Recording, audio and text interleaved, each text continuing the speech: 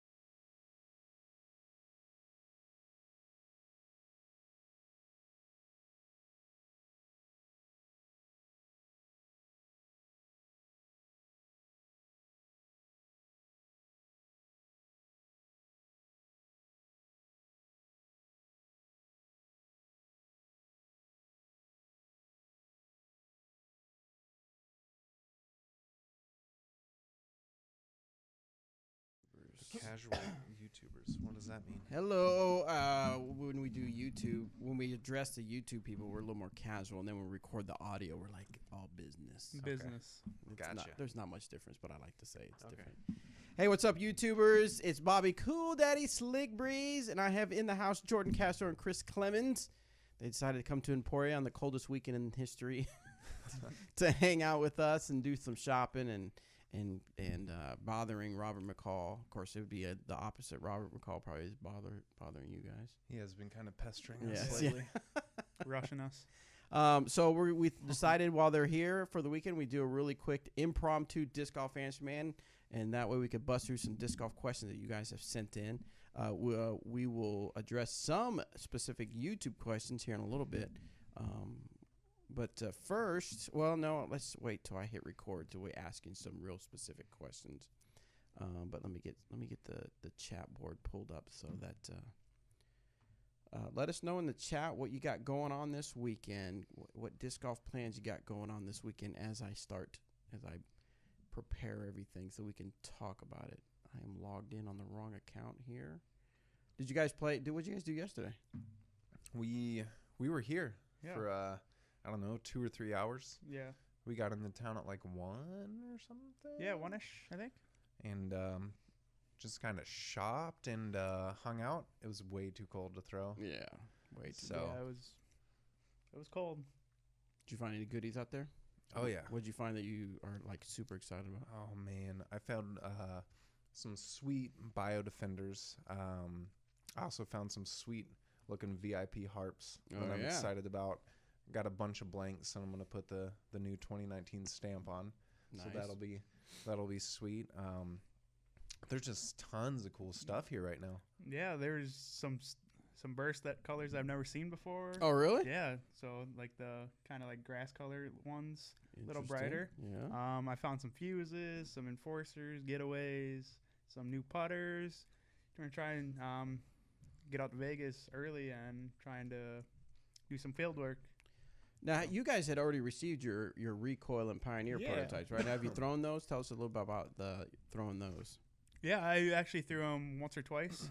We can't really play outside right now in Minnesota, so we actually have some sports domes all over the state. So I went up there, did some couple of review videos, and threw them. I like them. Nice. I like the Gatekeeper a lot. Reminds me of the EMAC Truth, just a little bit more stability. So I'm really looking forward to checking that out more once nice weather comes.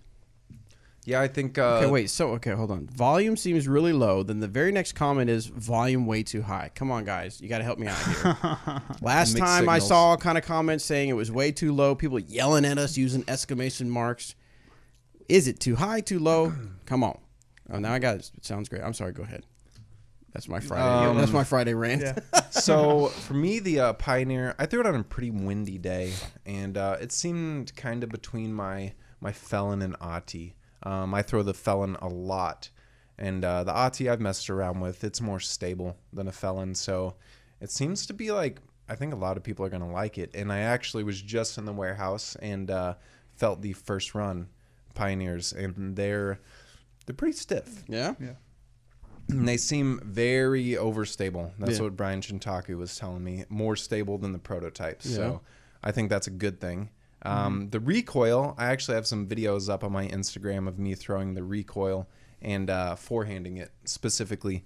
And it's basically like how I want my money beat in biodefenders to fly. Like it just, I just kind of snap it as hard as I can, and it just kind of goes straight, breaks right, and then back to the left. And it's easy to throw. So I think a lot of people are really going to like it. What is, remind us what your Instagram handle is. I think it's DD Clemonade. Clemonade? Yeah. Typing it out on the chat. And then Jordan, tell me yours real quick. I think it's Jordan_Castro 1. Yeah, I think that's right. I think it's Jordan_Castro. Yep, 1? Uno. Why the 1? I don't know. Just thought of it, and I wanted to be Jordan Castro, then it wasn't available, so I just put a 1 at it. You wanted to be Jordan Castro, but you're not. Yeah. You look like Jordan Castro to me. There's like 7 of them. I got like 7 of them on Facebook. Oh, Jesse Robertson made a little prediction. He said, Castro, what disc are you going to choose to stamp when you win Worlds this year? I don't know. There's so many good discs. You better not take that Getaway. Yeah. Getaway's good. Yeah, Getaway would be good. Enforcer's good. All of them are good. Yeah, you probably would take the Enforcer. I know it. All right, let's go ahead and start recording before we get too much involved in here. So we capture it on audio. Guys, remember on YouTube, you're joining us as we record the Disc Golf Answerman podcast for the audio. So we're going to be doing that. But we will, once that show is done, we will chime in back to YouTube so we can see if we can get some questions based on the conversation that we have. You guys ready? Let's do it. All right, here we go.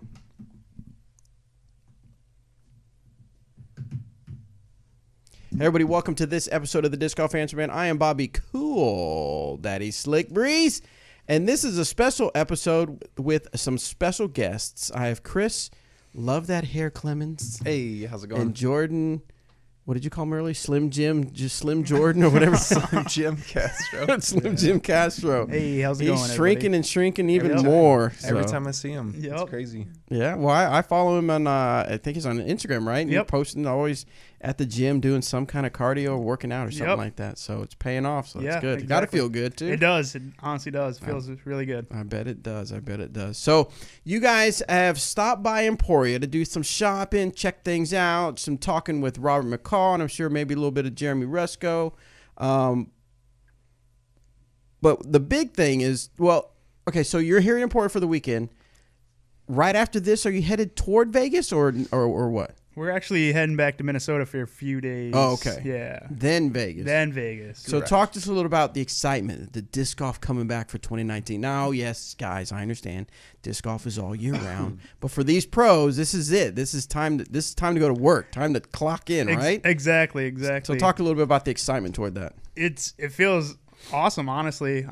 Waited all year for this, and it came up quick. I remember texting Chris back after USCGC. Hey, man, see you in a few months. And now it's finally here. So I'm looking forward to weather, playing some disc golf finally. Yeah. Just being outside. So yeah. Anything in particular during the off season that you were kind of working on? We'll get to you that question. For me, I mean, I can't really play outside, and if I do, it's super cold. Yeah. So for me, I trained a lot at the gym, running, walking, elliptical, lift weights, just to keep me active and in shape wise too. Right. So I've been focusing on that and a diet too, eating well, and just a little bit just kind of focusing on that. Yeah, so I mean, if people follow your story, and I know on Instagram they can follow your story at Jordan_Castro _1 or just Castro 1. But if they follow your story, that you've been on this incredible journey of losing weight and getting healthier. How do you feel that has impacted your game? It's been a huge impact, honestly. My arms coming a lot faster. I have more energy on the course. Growing up, I was a bigger person, and walking up and down hills and just that long time period, you're playing disc golf 2 to 4 hours every round. You need that kind of heart rate to bounce up. Sure. So, and especially like when you're making a clutch putt, right? It helps. So right. I feel more energized, focused, and motivated. So to give a few of our listeners context, just in case they're not sure of your story, tell us how much weight you've lost. I think it was 2016 or 2017. I weighed 365 pounds, and I weighed myself yesterday or the day before, and I'm down to 175 pounds. Good Lord, dude. So that is a lot of weight. 25 pounds this off season already. Wow. So I'm there. I hit my goal weight. I'm happy about that. Now, what type of diet? When you say diet, what is that? What does diet mean to you? It can go a little bit of everything. I cut out sugars, bread, carbs, a lot more protein, just kind of watching what I'm eat. More veggies and all that. So a couple meal replacement shakes here and there. No pop. No pop. Well, it definitely shows, Jordan. So good on you. Thank you. Now, Chris, what's the biggest thing you're anticipating for the 2019 disc golf season? I'm excited to get back out there and play the courses that I got to play, for the first time last year. Right. But I actually have kind of, a better idea. I'll have a better game plan going into them.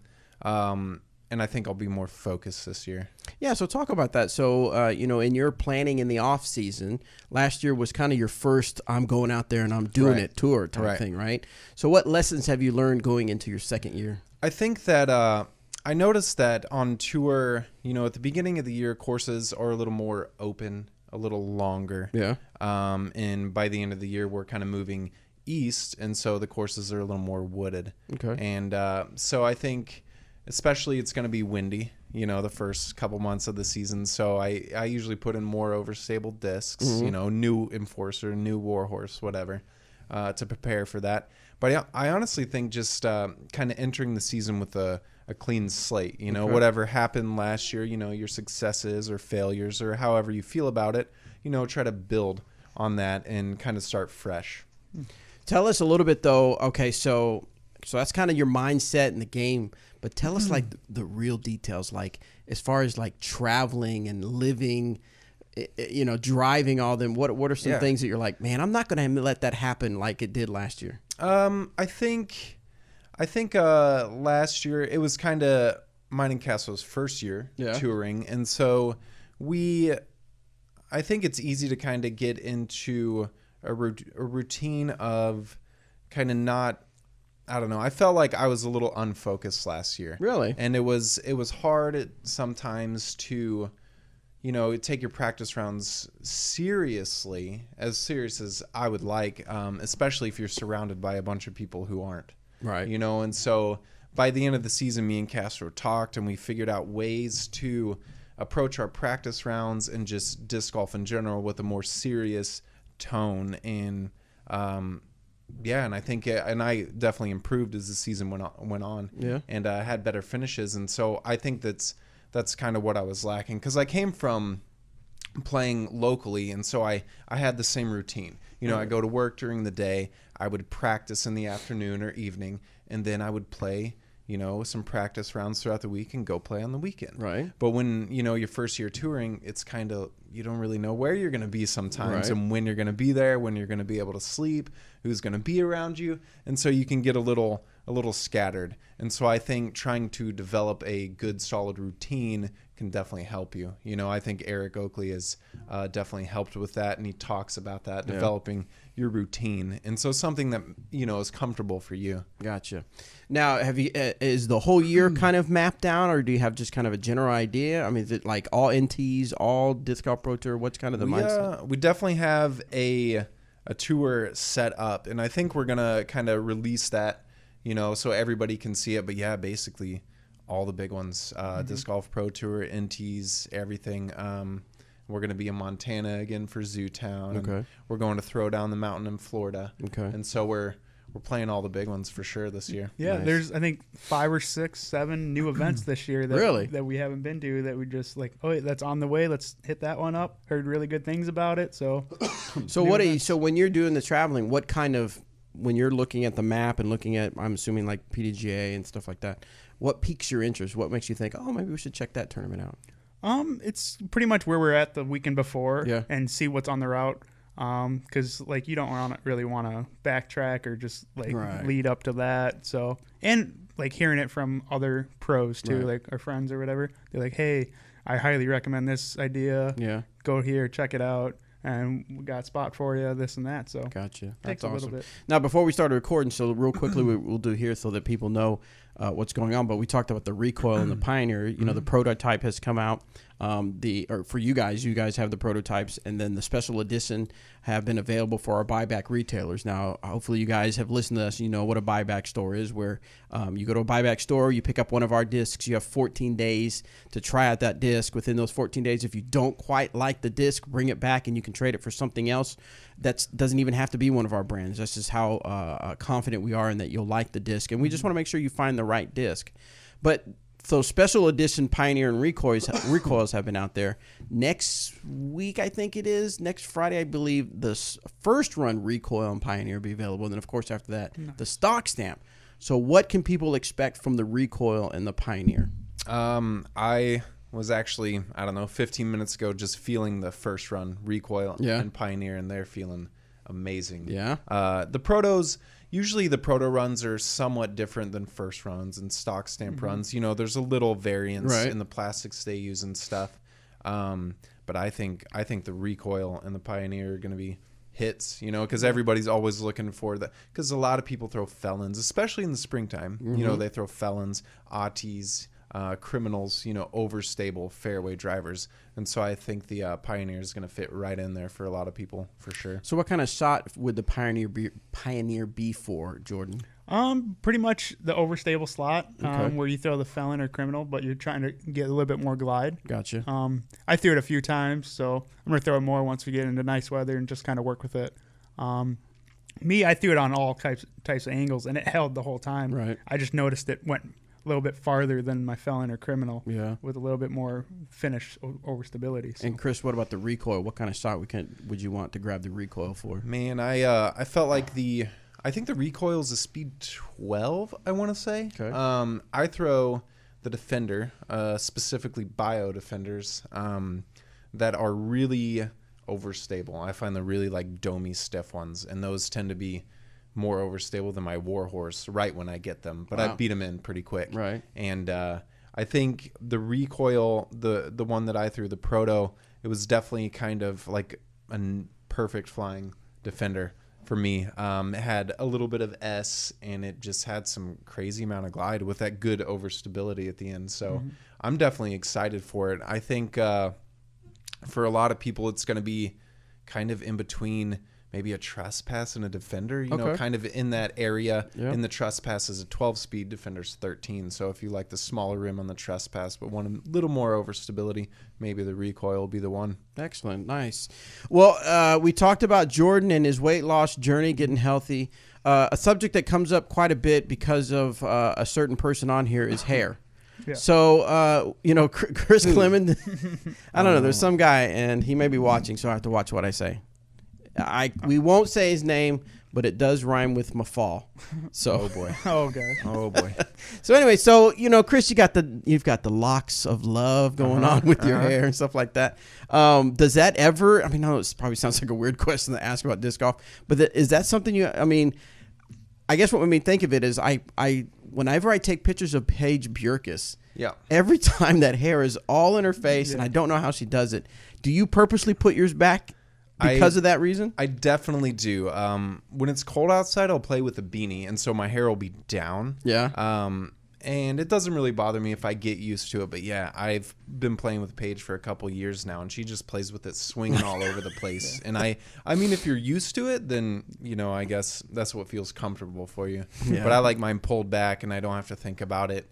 And wearing the headbands and stuff. It's fashion. I don't know. I was just looking at it and I was thinking, man, I wonder if he's ever. Have you ever thrown it with it down? I have. It's pretty crazy. It gets in the way. It'll smack you in the face or in the eye, and you're just like, whiplash. yeah. So for our audio people, if you've never seen Chris Clemons, if you follow us on Instagram, I'm sure you have. But he's got hair down to past his shoulders. Yeah. So he's got pretty long hair. Pretty long. All right. Well, that is wonderful to get to know what's going on with you guys. But what do you guys say we answer some disc golf questions that came in? You ready? Great. Yeah. All right, so this one is from Justin. He says, I'm noticing that MPO players are throwing some lower weight discs in the 160s. How often and why do pros throw these lighter discs? I would have thought pros only threw 170 plus since they have the arm speed and want heavier discs for predictability in the wind. I mean, he definitely makes a good point in that weight, the heavier weights are more predictable in wind.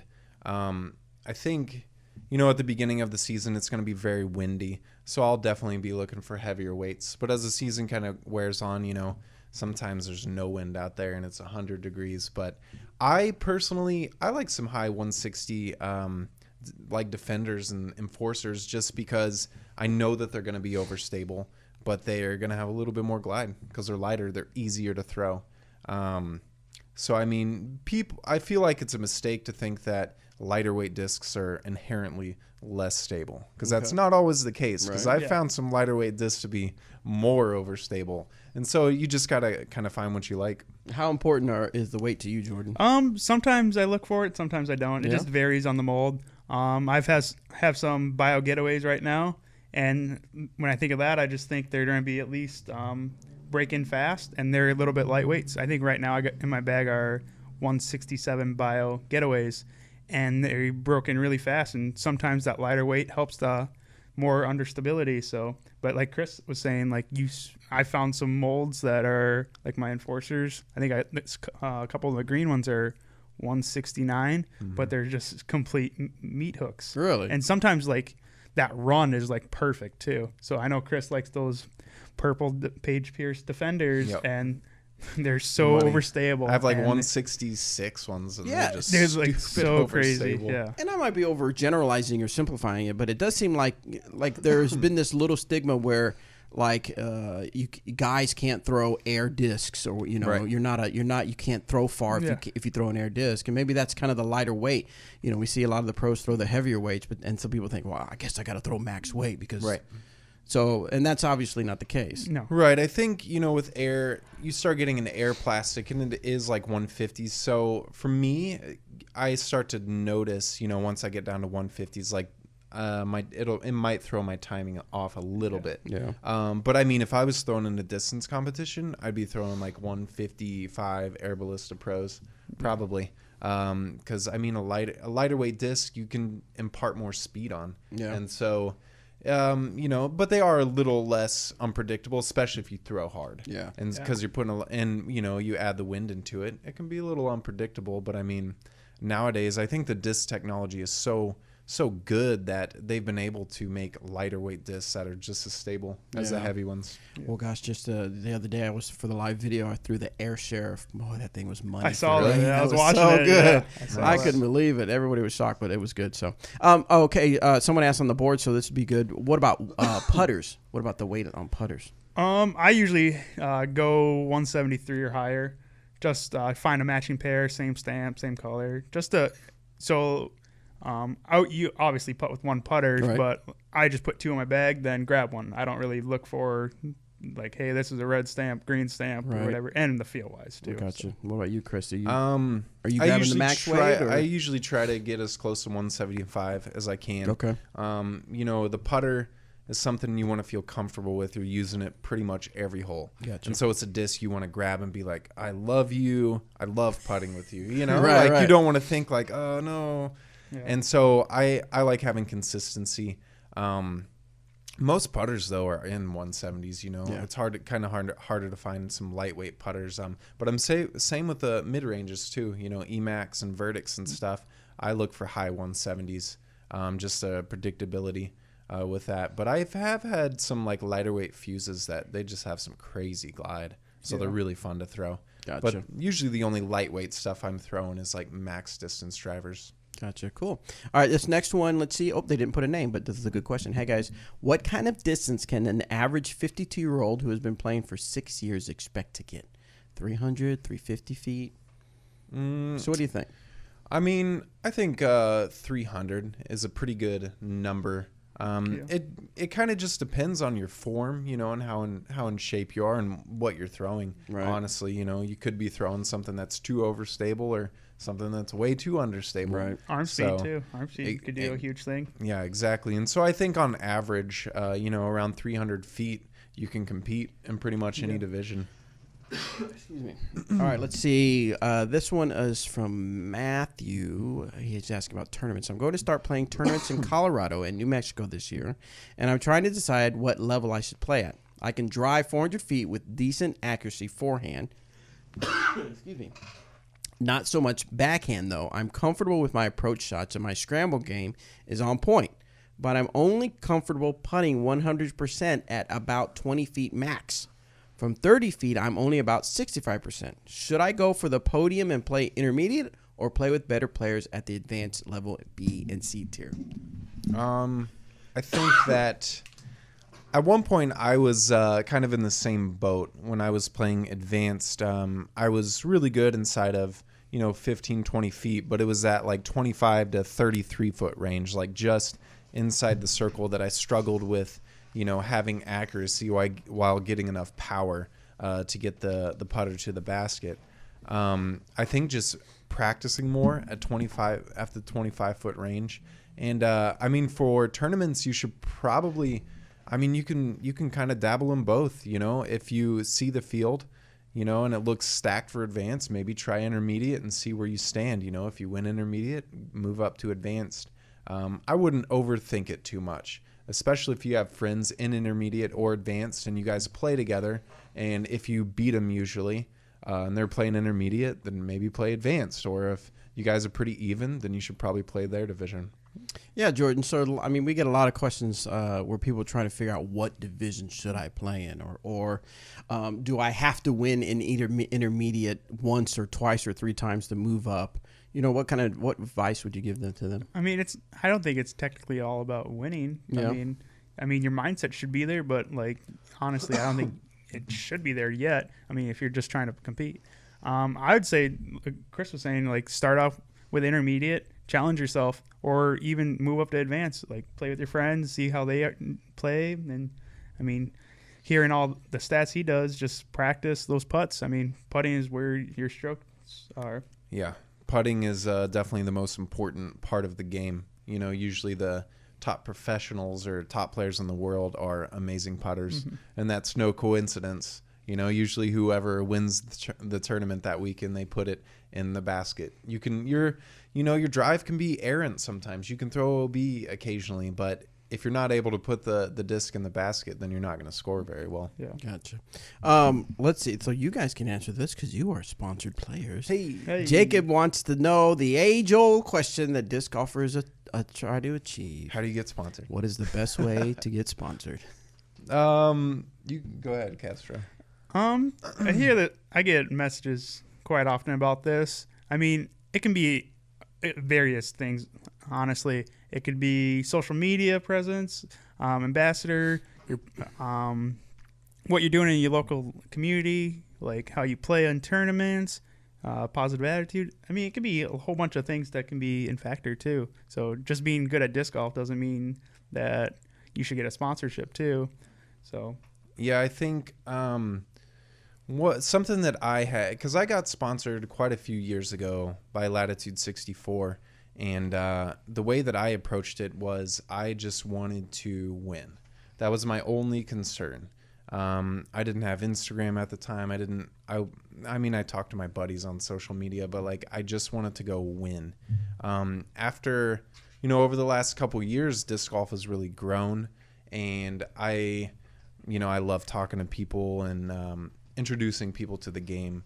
And so being able to use social media as a device to get disc golf out there to the masses, people who might not have ever heard of it, has been a great thing. But one of the things that you have to think about if you're trying to get sponsored is, why are you trying to get sponsored? What do you want out of it? Do you just want the notoriety that you're a sponsored player, or do you want it to be for a reason? Because and you have to think, whenever I think about what I bring to the table for dynamic discs, like that's the most important thing, because you're not going to be sponsored if you don't have anything to offer the company. And so it might be, going out and running leagues, and introducing new people to the game, or, I mean, there's many, many ways to get sponsored, but usually the best thing to do is play tournaments, and do well, and kind of introduce new people to the game is one of the biggest things you can do. I like what you said, because it's it kind of reminds me of the saying that you can apply anywhere, but I think it was JFK. Don't ask what your country can do for you, but what you can do. Yep. It's kind of the same thing. Don't ask what the manufacturer can do for you. Ask what you can do for the manufacturer. I learned that from one of the godfathers of disc golf is Pete Cashin in Kansas City. Yep. And he'd have some good wisdom, I'm sure. Yeah, we were talking, a couple years ago, and he put that in my mind. It's like, what can you offer dynamic discs? What can you offer the company that, what are you going to bring them back? Are you going to bring them, financial gain, or, like what do you have to offer? And so I had to think about that, All right, this one is from Cody, and this is on form. He says, Disc Golf Fans Man, thanks for the podcast.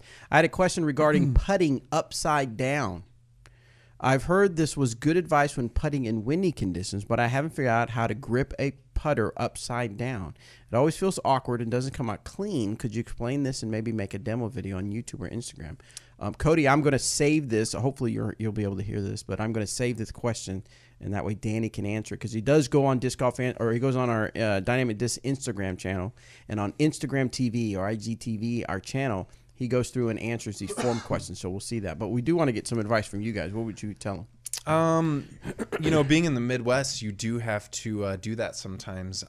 More so, I will throw the disc upside down. So say if it's really windy or I'm on the side of the hill, and it's 60 feet, I will slide the disc. If it's, kind of hard pan, or like the grass is really short, if it's long grass, that's not going to work. Right. But somebody who I know is really good at it is Russ Burns.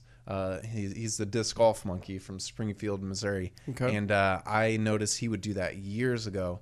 And when it was really windy, and it was kind of the same as his normal putt. But I tried different things, but I usually kind of put my thumb on the actual rim. I don't like putting it inside. Okay. It just feels better on the rim, because I can impart more spin on the disc, and that's really what you're looking for in the wind. Gotcha. But that's a good thing to do. Nice. What about you, Jordan? Do you do any upside down throwing? No, don't mess with that. No advice from you, huh? No, I just throw it under the basket, try and hit the pole. So I mean, I don't really practice. Don't worry about it. So I mean, it's windy either or. Usually, I just straddle it out and just throw it down, nose down. So yeah, when they go upside down, man, they just die. They never flip, no matter what the wind. Yeah. They just always hyzer. It's crazy.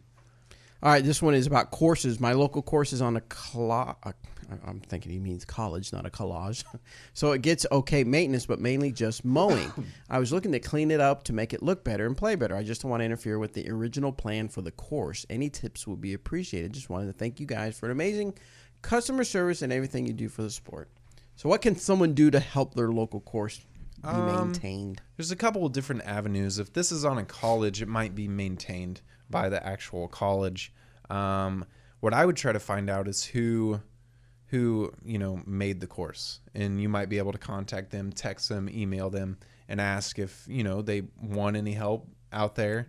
and they may even meet you out there, and you guys can work together. Or if there's leagues out there, usually the people who run the leagues, are kind of in charge of what's happening out at the course, and they would be able to contact the parks department and stuff and ask if they can, hey, come move these branches or whatever and stuff. But I think if there are people out there playing, talk to them, ask them. If it's a place where not many people play, try to look online, or maybe even ask the college and try to find out who created the course and contact them. That's probably best advice. You definitely want to ask before you do it, because you don't want to get a course pulled. Where my hometown, we're actually made a club and partner up with the Parks and Rec department just to make sure that, hey, can we trim this branch? Hey, can we get this? Just make sure you're in contact with them and make sure you're on the same page. A lot of times it seems like disc golfers feel like they own it. Exactly, yeah. And but it's on a public park. Yeah. I remember a long time ago, and I think I mentioned this before. It really kind of made me mad, but we were playing disc golf, and it was it was a round that everybody planned to play. I think it was like a $5 round or something like that. But there were some kids playing, and this kid was like, one of the guys on our the card was like mad. Like, yell, get off. And I'm like, whoa, dude. Yeah. This is a public park. They have every right to be here, just like we. Let's at least ask them to move instead of yelling at them like they're in our way or something like that. So, that's what we have to keep in mind. You don't want to do that. You definitely want to ask. Yeah. Yes. All right, this one's from Team Froth Fuss. Never heard of it, but there it is. Hey, Disc Golf Answerman crew, quick cue. Do you think do you guys have a harp and suspect? You guys throw it? I throw the harp. I have both of them in my bag right now. All right, here we go. Do you think it would be an overlap to have both the harp and the suspect in the bag? Also, will the new we'll answer this one first. So harp and suspect, overlap or no? For me, I use them for different things. Okay. So the harp is for a little bit shorter distance, and the harp is for me is approach wise. So the harp, I throw, I think, a medium harp. And I throw that for approaches with like sidearms wise. I just can't feel that on a suspect sidearm. It just feels weird in my hand. Yeah. So that's what I use that for. Then my suspect is for my backhand, say 300 and then or whatever. Just a little bit. It goes a little bit farther and has a bit more glide, I think. It's a question that we get often enough for me to notice it. And you said, which one do you throw, Chris? I throw the harp. And so I throw a VIP.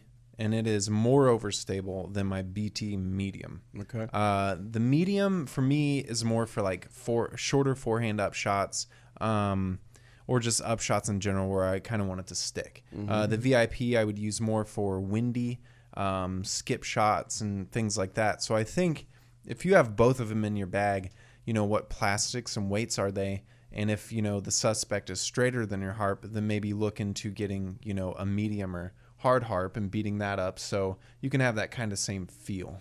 What's interesting is that as popular as the harp is, which is very, one of our more popular, especially for West Side, I actually have one of the 4 original harps that Thomas brought over. The yellow ones? I had one of those before. Do you have one of those? I had one. You had just yeah.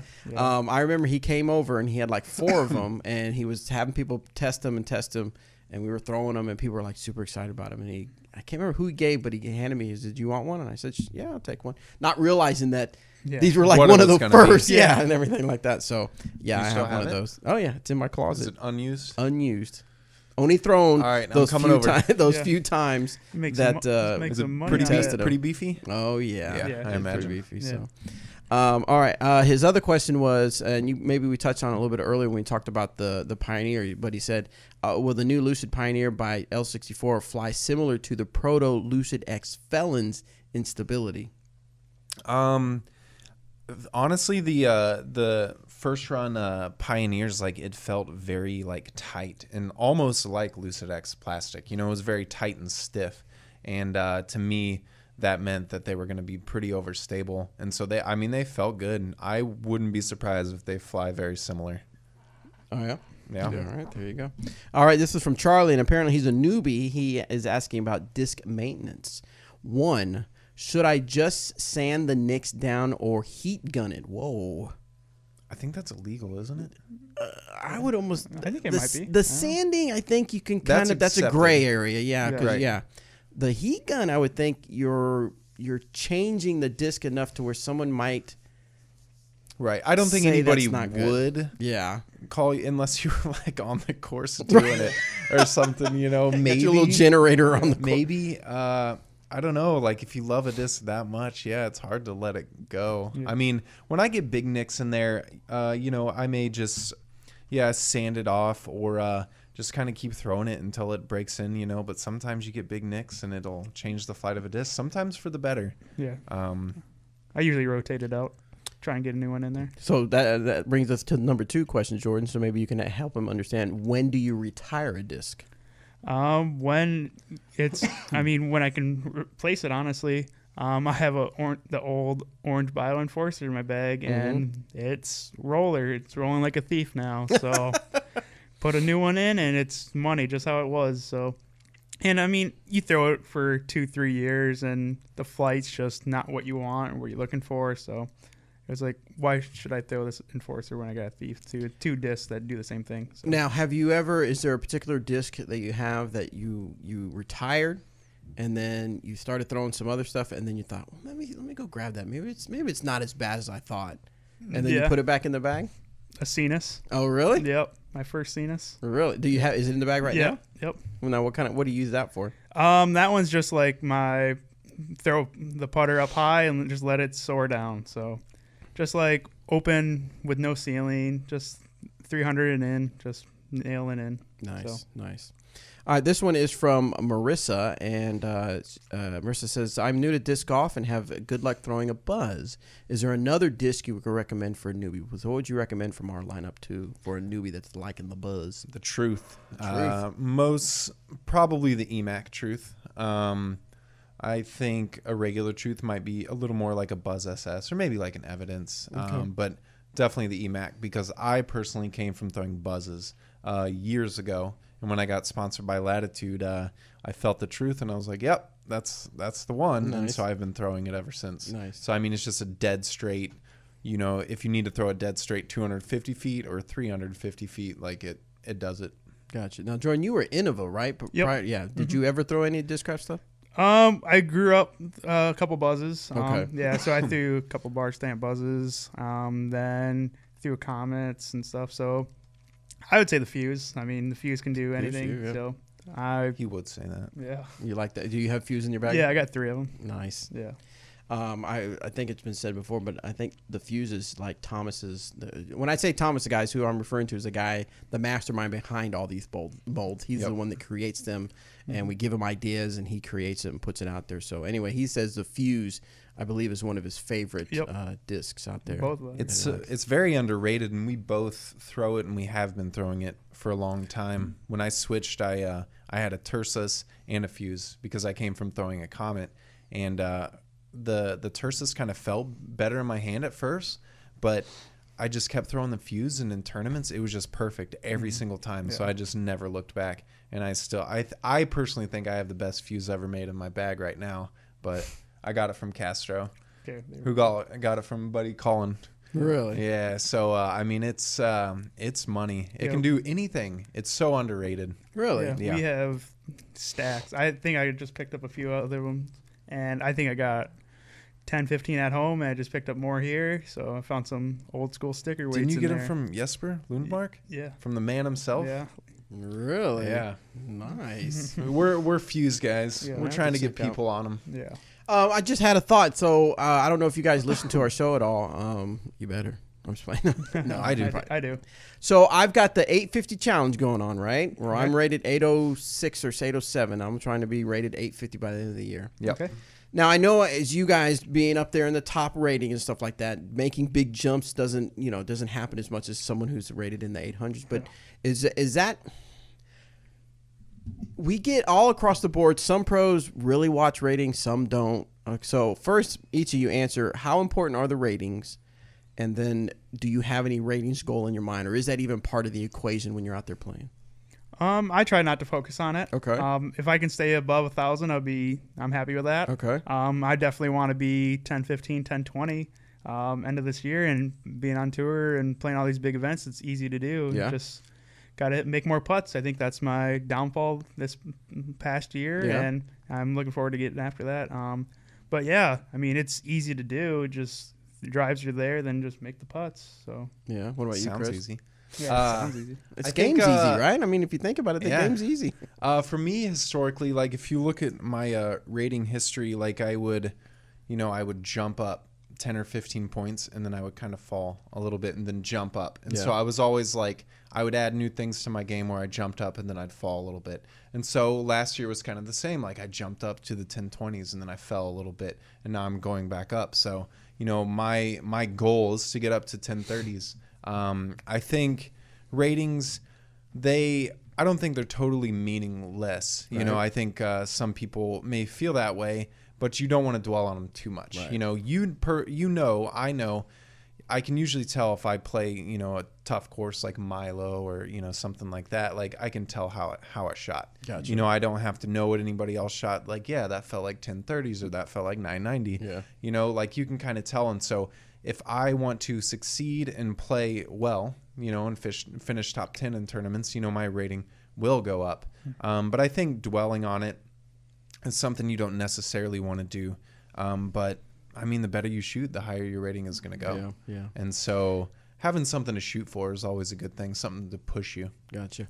Well, if you follow us on Facebook, Disc Golf Answerman Facebook group, you know that last time they did a ratings update, I posted something about it and kind of gave an opportunity to everybody to kind of state where they're rated and where they want to be. So hopefully you guys can join in. I commented on that. You did? Good. Yeah. Next time next time they have a PDJ rating update, we'll check out our ratings to see how we are on our goal. Maybe you guys can kind of comment on there what's the bet or what's the... I don't... What? You have to shave your head? No, I can't remember if we decided on something between me and Anthony. I know that we do have one bet for the Monkey Island Open. So me and Anthony, we're doing the 5K, 10K challenge. Okay. Of course, it's an ace challenge. If you get an ace and you shoot with something other than our brand, you get $5,000 if you get that ace. But if you throw with our brand, you get $10,000. Dang. So we have to film at Peter Pan. Yeah. That's going to be doable. Yeah. So I can't remember. I think it's going to be a hole 7. I can't remember if they decided exactly which hole it is. But anyway, so we have to film that. Obviously, because we have to capture it. Because the whole point, part of the point is to capture it on video, put it out there, so the people get to see it and stuff like that. So me and Anthony have a little bet. We're playing on Saturday. Me and him are playing on Saturday. Sunday is the pro day, and we're going to film. But whoever doesn't do better against their rating.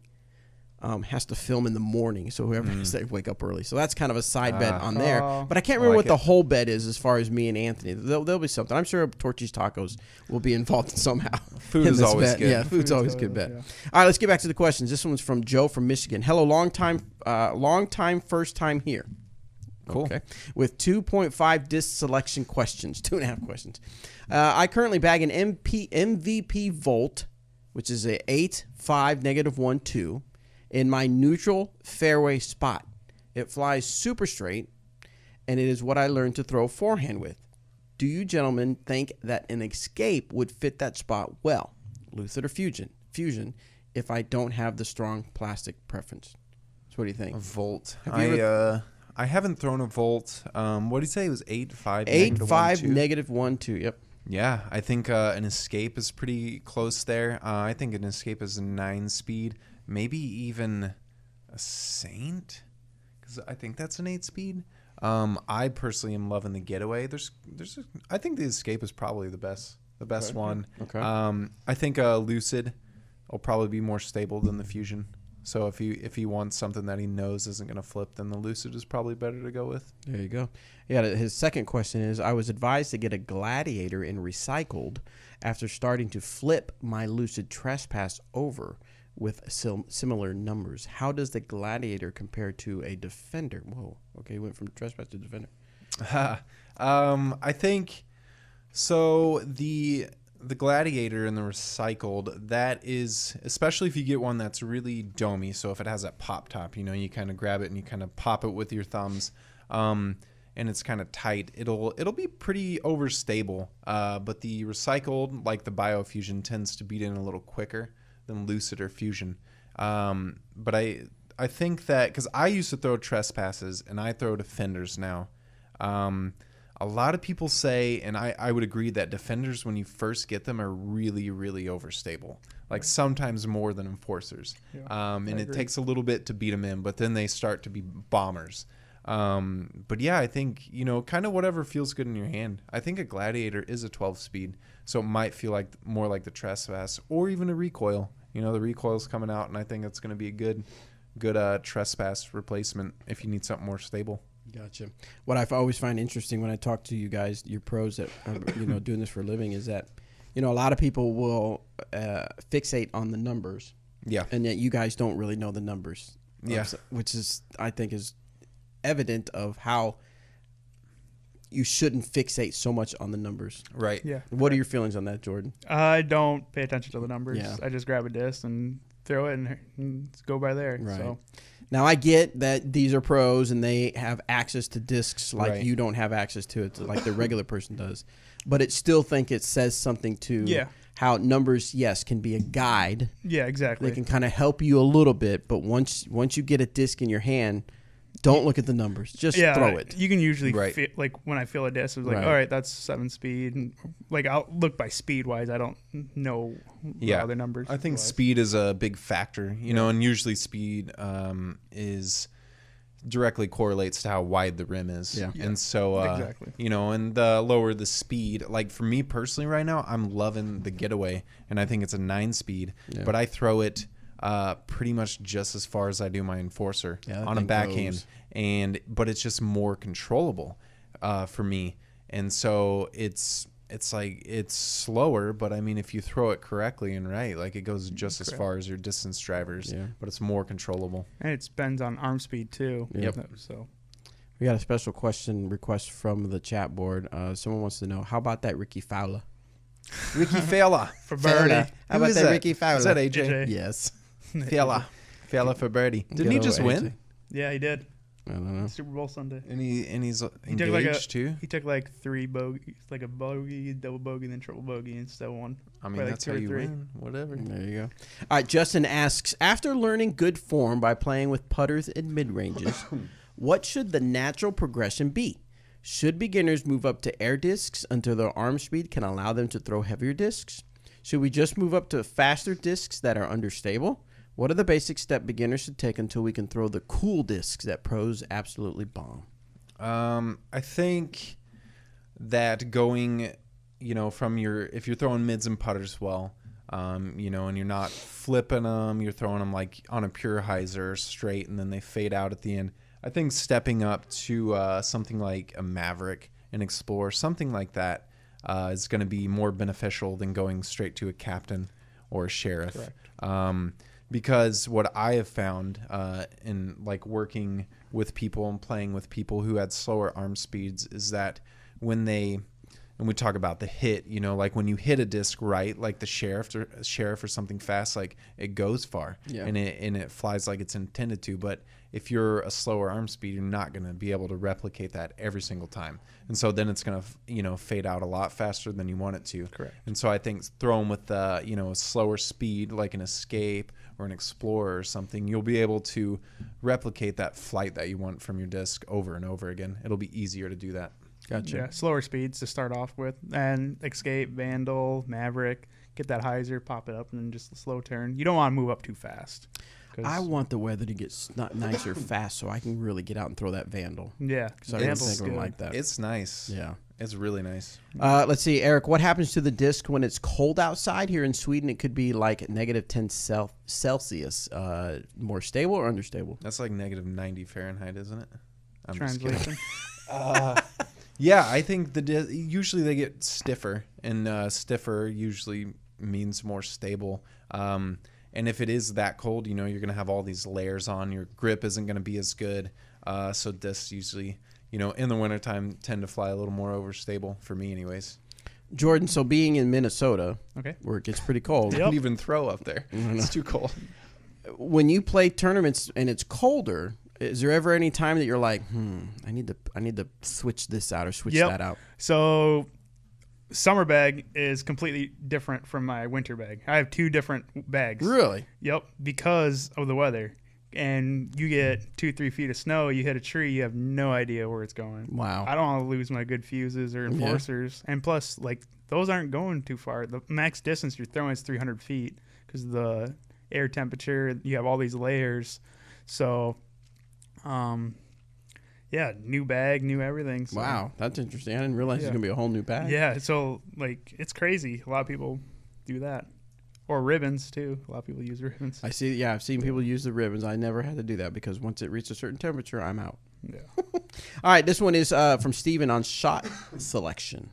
I'm looking to improve on my upshot game and have a question. How do you make the decision to throw a putter or a mid-range? Any other tips to improve upshots? Mostly just not good at putting would be helpful. So how do you choose between the putter and the mid-range? I personally reach for the harp more so than anything when I'm throwing up shots. I think it's just kind of by feel, and how I developed that is very early on in my game. Like when I was playing advanced a lot years ago, I would grab my, at the time I think I had like a Zone and a Comet and KC AVRs, but now I grab, Judges, harps, my fuse, and I just throw all those over and over again, back and forth to baskets, and then I putt. And, just developing that fluidity and practice with that will definitely help you. Just go out there and throw them and see what feels good. You're only ever going to be able to tell by just practicing. There's no set distance or specific shot. Everybody's different. So I think the next time you play, skip the actual practice round and just stop it, between holes 2 and 3 and throw your putters and, your felons on forehand and stuff like that. Just throw them back and forth and get some good reps doing that. What about you, Jordan? For me, it just depends on the distance, the like hole, like how's the green look. I throw the harp in the fuse. So when I'm within 200 feet and it's nice and flat, I'll just throw a sidearm fuse or sidearm harp, excuse me. Then depending on there's elevation, I'm not trying to make it from that far away, so I'm trying to get close to the basket as I can. So I'm just jump putting my fuse, just putting a lot of spin on it and just put the glide, and because the mid-range are hold the glide, and if you know me, like I have a far spin jump putt. So yep. With the fuse, I think. And factoring in, the ground play, you have to kind of see what the green's like you said. And, that mid-range is, most mid-ranges people use are in Lucid or Fusion, high-quality plastic. And sometimes they're going to skip a little bit further than your putter. And so sometimes you have to do that if it's a low ceiling and you want to skip up to the basket. But sometimes you just want it to sit right on there. So throwing a softer putter, it'll just kind of grab better. You'll find out at Masters Cup, Chris. Yeah. Yeah, at Dayla. The hard pan. Yeah. I'm going to be throwing it upside down a lot. All right, this one's from JD. This may be a little silly question, but I'm new to the sport. So, do you guys file off the little nub on the bottom of the disc? For some reason, it bothers me. Like on the bottom middle? For lack of a better term, some people call it the nipple. Yeah. It kind of looks like a nipple. I file off. I guess I just want to be validated that I'm not a complete weirdo. I don't know anybody that files it off. Yeah, I like it because I'll spin it on my finger. That's what I normally do. And so I like it. I don't worry about it. Don't worry about it. Yeah, doesn't bother me. My hand's never there. Sorry, JD. You are apparently a weirdo. You're one of a kind. You're one of a kind. There you go. Let's see. JD does have another question. Oh no, this is someone else. I'm sorry. This is from Bear Golfin. I've been playing for 30 plus years. Love what you folks are doing for the game. My question is, what in your disc lineup would replace my soft magnet? Does a magnet have a bead? I don't know. Or is You're it the a micro bead? Former the disc Swan. The Swan reborn. Swan? Yeah. You think so? Close. It's super close to it. That reminds Yeah, me of because it. magnets are kind of like concave, and they do have that feel. That or Mercy. I mean, Mercy's close too. Yeah, I think the Swan feels more like it though. Yeah, my buddy used to throw a magnet way back in the day, and I think a Swan is probably pretty dang close, like the feel wise, anyways. But Mercy, maybe flight wise, I'd try one of those. Have you guys have done clinics and stuff like that, right? Where you did stuff. Let's see. Tim asks, "Hello, good people. I want to help run a middle school camp this summer, and I'd like to include some disc golf into it. They have a small course on the property that doesn't get used much, and I have a portable basket we can use. Do any of you know of any disc golf related games that would appeal to middle schoolers?" I think because I've done a couple clinics, and I did a couple with LaRon Harris. He's on DD, and we did it in Kansas City, in like the inner city, and it was a lot of fun, and the kids loved it. And you'd be surprised by how good some kids are. Like, they've never thrown before, and then they just chuck it, and it's like 200 feet deadline. It's like, are you kidding me? Yeah. There's people who've been throwing for 5 years, and they would love to do that. Yeah. But I think just usually kids, especially like middle schoolers, you just kind of want to keep them, entertained. So having them, putt at a basket, and then you move it back to, maybe 75, 100 feet, have them throw at that, and then maybe practice some distance drives, and then maybe, have them play a little bit. I wouldn't make it too repetitive, just keep them kind of entertained. They want to move around and jump around, so just let them throw. The biggest surprise, I don't know if it was a surprise, but this is something I noticed, that when Dixon was doing some stuff for the school, was having them do rollers. Really? And they love the rollers. Yeah. Obviously we teach them, put your finger straight up, put the disc here, and then obviously he didn't get too technical. He just said rear back and just throw it and let it roll. And those kids were like, wow, look at it go. So definitely, now obviously they're not going to, it's a level that you get to after you've been playing for a while. Yeah. But to see those little kids get excited to watch that disc roll down the field while they're on recess or whatever, I thought it was really cool. So don't forget about teaching them how to do little rollers. Yeah, so. Teach them, just different things, and just let them throw. And honestly, probably one of them is just going to throw a roller while you're saying, hey, all right, hold the disc, and everybody will see it. Right. So just let them have fun. CTPs, Ring of Fire. Definitely Ring of Fire. That's so fun. They get super excited with the Ring of Fire. You can throw and be like, whoa. Yeah, so that's always important. Watching them. Real quick tip. When you do the Ring of Fire, make sure you tell the little kids, don't get your disc until I tell you to. Yeah, because they throw it. They're like, let me go get that. Then they'll run to get it, and then someone's not quite done with their putt or something. Yeah, I've seen kids get bopped in the head because they ran up too fast to get their disc. It's kind of like GBO for the block party. Yeah. All right, this one is this is an interesting name. The only bigger number than Paul McCabe. The only number bigger than Paul McCabe, than Paul Macbeth's rating, are the numbers of his aces. All right, sounds like we got a Macbeth fanboy on here. Yeah. So anyway, yes. What is his rating? Yeah, he probably no. I think he has more than that many aces. Maybe. I've been using a power grip with all 4 fingers under the rim for all drives. Mids and putters, I have 2 fingers tucked in and 2 fanned out for more control. I have always been pretty accurate throwing fairways with a power grip, but some people have told me a control grip gives more accuracy. Is this something I should work on? Any help would be appreciated.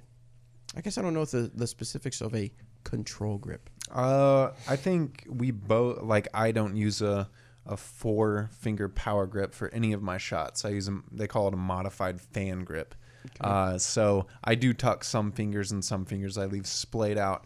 I used to throw with a power grip way back when, but I noticed that I started grip locking. I had problems with that, and so I have been using this ever since. And if I threw in a distance competition or something, I might go power grip. But I feel like this leads to more consistent releases. And so yeah, I think just kind of work with it and see if you like it. That's what I did. One day I threw it and I was like, yeah, this works, and never looked back.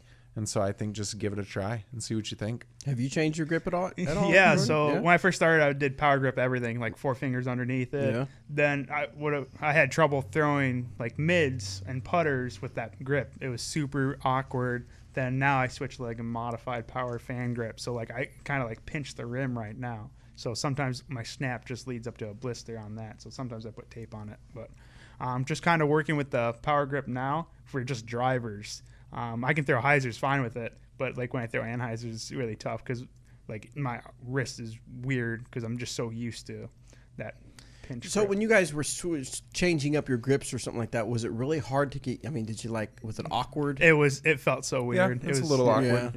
Yeah. Most recently though, I have changed my putting grip. I did it at the end of the last year a little bit, and really worked on it over the off season.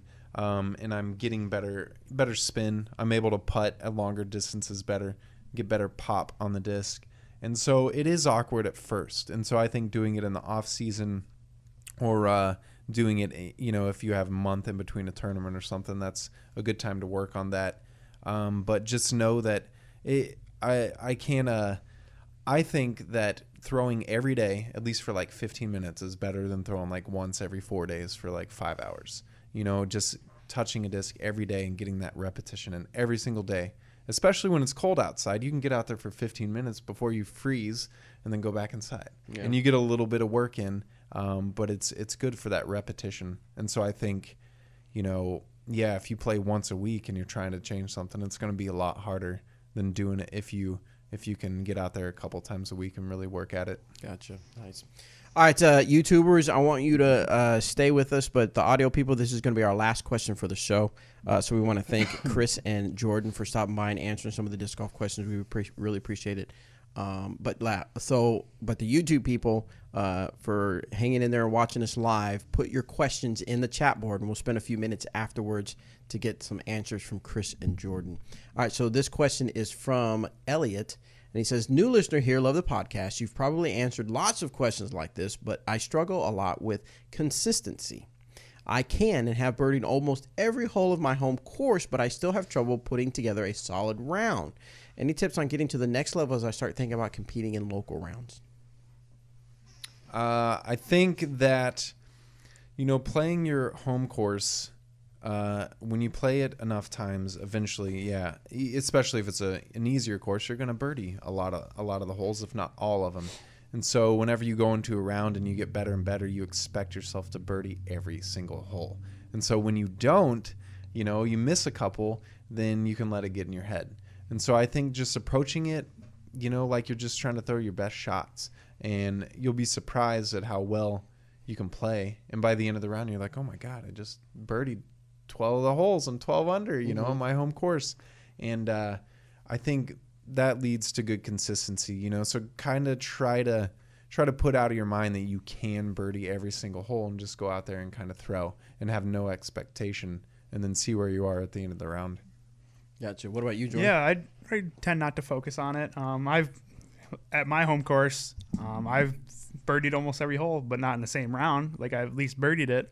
Can I do it in a tournament? I would love to, but I don't. I play the tournament every year that I'm home, and I've never won it yet. Yeah. Just because I expect too much things. But this off season, I read a couple books, and my mindset changed. So really looking forward to using that this year.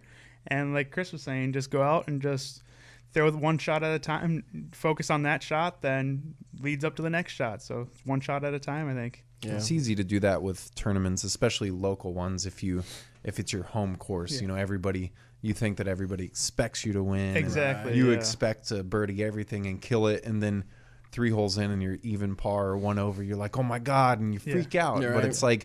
It's just like any other tournament. You still have to go out there and make putts and throw good shots. It's like I want to win this tournament so bad, and I've never won it. And I always get second or third or miss cash. It's just like, because I'm so focused, like, all right, I'm going to win this tournament, instead of just being like, all right, just focus. Just don't worry about that. It's in the past.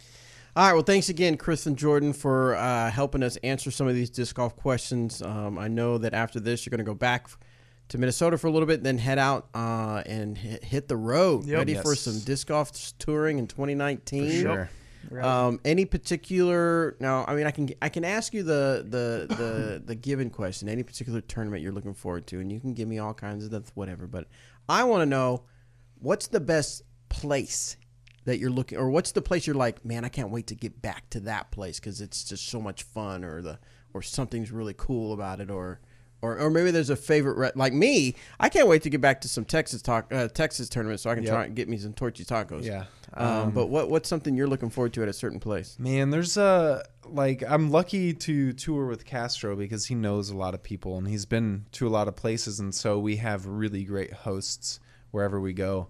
And the Navas come to mind up in Oregon. Okay. So at Milo, Beaver State Fling, they took us out and we ate in a skyscraper, and just that was really cool. But I think in Montana at the Sheehan's house, Kevin Sheehan, he plays, and his mom and dad, they welcomed us into their home. AJ was there too, AJ Risley and Brian Earhart, and then Ian from Central Coast Disc Golf actually came and stayed there too. So it was an amazing time, and That's they have cool. a house up in the mountains, you Yeah. know, and it's just awesome, and they're super kind. And so I think that just as much as, you know, playing the tournament, that is it's a big reason to look forward to going to anywhere, is having those hosts, and Yeah. they just make you feel at home, and you can just relax and concertate on what you're there to do. What about you, Jordan? Oh, well, he took my answer, so I'm going to switch something else. Are you gonna yeah. say Montana? Yeah, it was. I like Nantucket. Okay. I mean, just getting away for a week, just on an island. Todd Rainwater and his family and his staff just put on a great tournament. Take a ferry to an island, Yep. just like go deep fishing, sea fishing, eating lobster, and just spending the time with you get a big house full of disc golfers, Yeah. like touring guys. So just to hang out with them, just see what they're like, and just you were there too. yeah, I was there it was last year. super yeah, you fun. know how it is. I there. hope we get to go back next Yeah, year. I'm the- not sure of it'll happen, course, but we'll see. The time's amazing too. Yeah. So Yeah, it's a good time it's tournament. and it's everything. amazing. Ride a bike through the town. We were riding bikes Yeah. from morning to night. just And running around town. I get to go to De La Viega for the first time this Oh, year. yeah. Have you been there? Yeah, I've been there. a couple Okay, times. Been there I've with never Paige. been there, so it'll be my first time. So I'm very excited. Santa for Cruz is that. always good too, like the beach. And Yeah. I've been to SoCal, but I've never Yeah. been to NorCal, so Wow. I'm excited. Well, of course, we wish you the best of luck, and I'll be out there as many tournaments as the host, the title sponsor will let me. That's a whole nother show that we're going to talk about. Maybe, I don't know. I'm frustrated, but anyway, hopefully I'll be out there and I'll capture some video and get some good photos of you guys. But I'll definitely see you guys out there. For So, sure. but for sure, best of luck. All right, guys, thanks again for tuning into the Disc Golf Fantasyman podcast. This has been a special episode with some really special guests on. I appreciate it. Make sure you guys go out to iTunes. I know I haven't reminded you guys in a while, but make sure you go out to iTunes, rate and review us, because as people do their disc golf searching and stuff like that, it helps us rank higher when we have some nice rating and reviews. So please go out there. And, of course, share this on social media. Let them know that you love listening to the Disc Golf Fantasyman. We'll see you next time. All right. Now we can let our hair down. Hey, you can already do extra did. for me, Chris. Already did. Oh yeah, I already did, Chris. So, all right, we've got quite a few questions on the board, so we'll do this because I don't know if you guys are hungry, but I am getting hungry. So let's whip through these. Getting real there for quick. sure. Let's see. Caleb says, random question: what is the best starting 5 basketball team from among touring disc golf pros? Ooh. Oh wow. I'm gonna feel bad. Well, I don't know like every single one, so I'll feel bad because I'm sure I'll leave somebody out. But I know I have played with Yuli, Germ, Melton, of course. Who else? Kale. Is Kale good? Kale's a baller. I've never played Oh. with Kale. And then I mean, me and Melton are very similar players. We played guard in high school and we're lefties and we can shoot and stuff. So I'd throw me in the mix. I mean, Big Germ is huge. So. Yeah. And I know Yuli's good, and he has videos up all the time. Yeah. Anthony Barella was out there in Arizona playing with Paul, but I mean he's a poser, so I bet he's not very good. Jeez. Other than that, like I don't know other basketball players. I'm sure I'm missing so many. Yeah. Let's see. This one, I'm assuming, is from Chris. For Chris, obviously, as a lefty. That's you. Yep. That's Jordan right now. I have really tried to develop a power forehand. Coming from an ultimate background, I fan grip everything. Is there a power forehand grip? There are a couple different forehand grips. I don't have a disc in here with me, but Well, that's a slant. Well, I guess just it kind of works. fake it. Yeah. What can you see on this one? Yeah. So for me, when I first started forehanding, I use a split grip, and I don't know if that's what ultimate players use. Okay. I never played ultimate, so I'm not sure. But I played baseball, so I think that kind of like felt natural. Now I use that, and Oh. that's a 2-finger. I think that's basically probably what 90% of people use. But this is what Paul Macbeth uses, I think. It's a power, right? Yeah. Something like that. And then I think Nate Sexton used something like that, Okay. like a scrunch pinch grip or Yeah. something like that. But I definitely think when I used to throw this, I had a little more control at the time. But I definitely had a lot less power than Gotcha. doing with this. So I think that's really important is get those 2 fingers tucked there, more so than anything. But I think this actually, by definition, is the power forehand grip. Is Gotcha. that right there? Is that weird to see me staring at you on the disc? A little bit, but I kind of like it. I kind of like Make it. sure. Hey guys, this is still available. You can get it on Yeah. Dymax. Keep it real. What is that, a slammer? Yeah, this is a slammer, but you can get on any disc. Whoa, I have lost some weight since that You picture, have? huh? Yeah. How long ago was that? That was probably 3 years ago, maybe 3 Wow. years ago. So, okay, so let's see. Just got an Explorer, and I love it for straight shots, but it always has a late fade. What discs aren't quite as stable and would hold straight longer? Maverick. Well, For Escape. sure. Yeah, the Explorer's like a 7-speed, so I love throwing it. But the Maverick would be a good disc to throw. It's definitely a little bit straighter. It might have a little more turn than you're wanting if you like that straight flight of an Explorer. So I would go buy a plastic type in your Explorer and see if you can get something maybe a little lighter or some like Fusion, something like that, and see if that works out for you. did you say something different? Or I say Escape. Oh, you said Escape. Yeah. Okay. Mhm. Let's see. I currently use a Viking Rune putter in the ground plastic. You recommend a Trilogy putter with a similar feel and flight? A what? Viking Rune putter. I have no idea what that is. I've heard of Viking. Have you heard of Viking? Minnesota, yeah. Yeah, Packers are better. I've heard of Viking. I don't know their I particular don't know the putter either. molds and stuff like that. So, sorry. Does it show a picture or anything? No, I'm trying to look it up to see if it Infinite Discs has the Rune.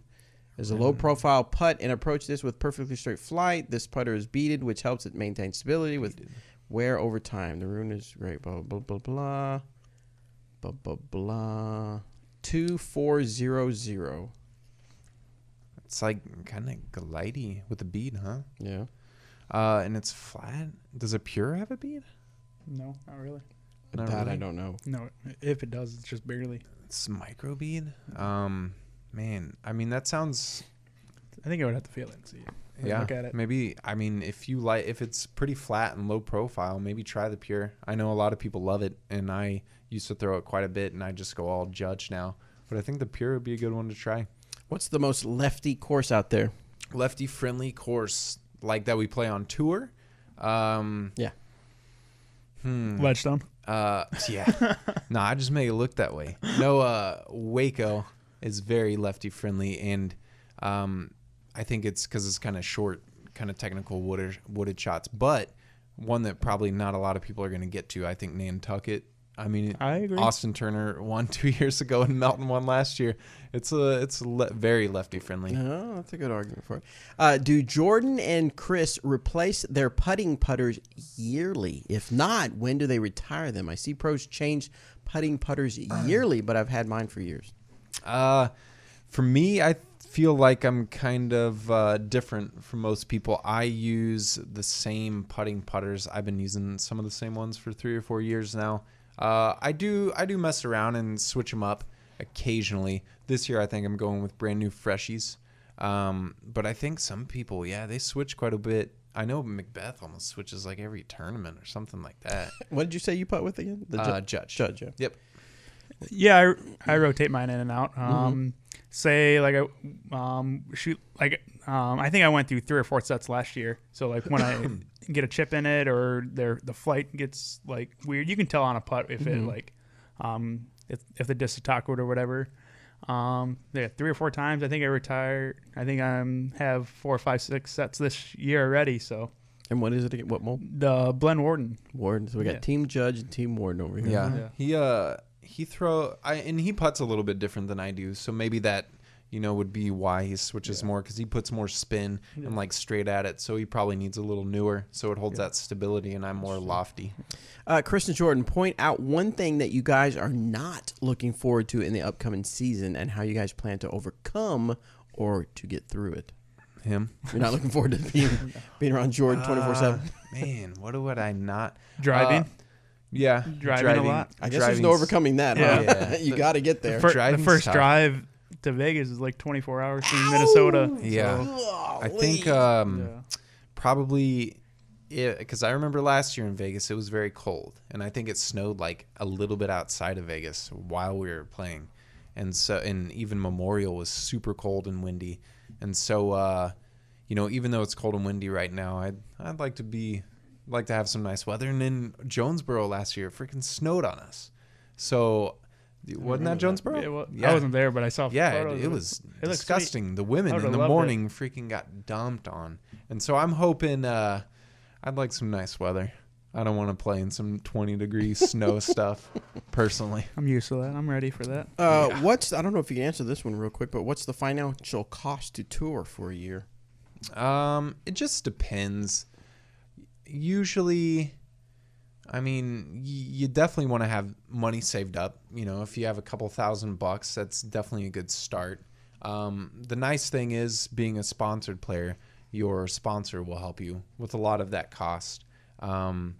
And it just depends, you know, if you're staying in hotels and stuff like that and eating out all the time, like it's going to cost a lot more than if you're staying with friends or family or, you know, people that you meet on the road. And if you're able to go shopping and eat, you know, pretty meagerly or frugally, I should say. Yep. So it can really vary. You live and you learn. So like on your first year, you got to see what works, and you pretty much got to do that and see what works for you. Exactly. You know, you just kind of got to jump out there, but it definitely helps knowing people, and you know, and if you are able to have, you know, maybe even people that are local be able to help you out financially to do that. Last year we had a host for pretty much every event. Yeah. Pretty dang close. So that I mean helps out a lot. You know, I stayed at a couple hotels here and there, but you try to refrain if we can.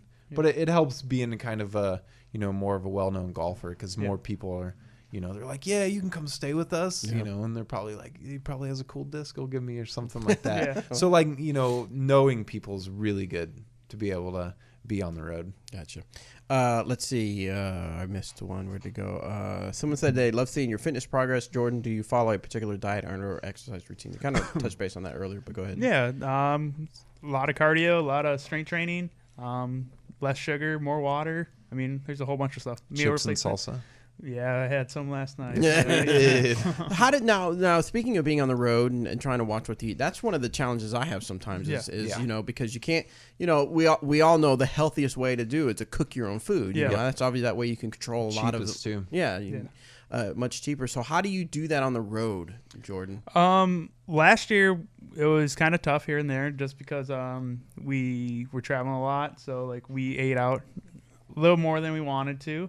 This year is going to be a little bit different, I think. For me, anyways. I don't plan on eating out that much, and if it is, it's going to be rare. We buy groceries almost every event too, so like we don't spend a lot of money out there, but like snacks. And it's better, you know, going to the grocery store and spending, you know, $50 for the week. For the week, instead of like, you know, $8 a meal or something like that, because it adds up to way more.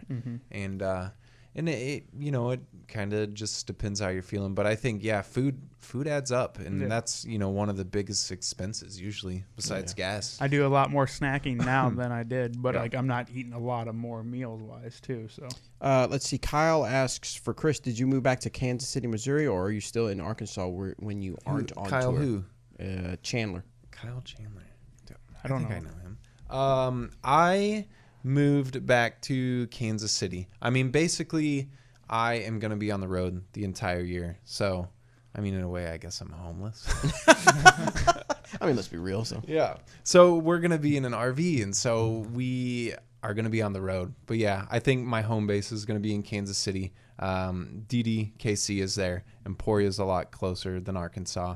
And it's just a better home base for me. So is that how you're gonna avoid having to go out to eat? Is you have the RV? It's gonna be able to cook in the RV. Yeah, good. Cook, and there's a fridge and stuff like that. Very good. So that'll make it quite a bit easier. Absolutely. Shakes and smoothies. What kind of did you get a class? What is it? Class. What is it? C. Class A, B, C. A is the big one. Oh, you don't know. Okay.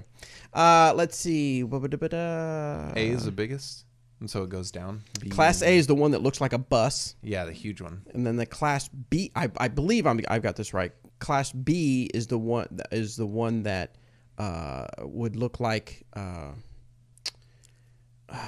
Class B. There's Class B and Class C. Class C, I believe, is the one that looks like the RVs that we have that have the little that look like a truck almost, but then has the RV part over the top of it. What's Eric and Tina's? Eric and Tina's, I believe, is a Class C. I think that's okay. That's what it is. So, and I can't remember what Class B is. So, Looks like Robert's showing up. He's probably hungry too. When it was comes to texting food, us he's 30 minutes ago. Oh, he did. He's very adamant. Okay, real quick. Should par twos or sixes exist?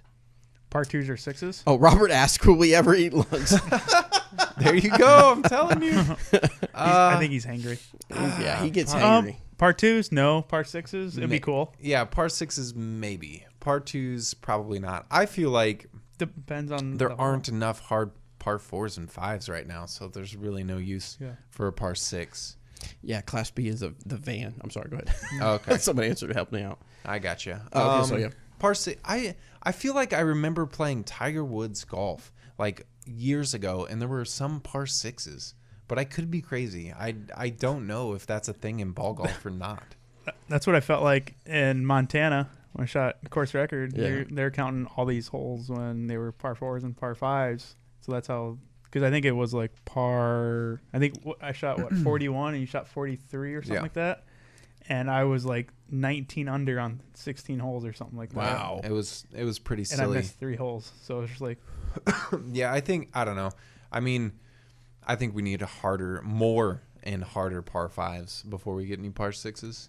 Yeah, like Idlewild's the closest. Yeah.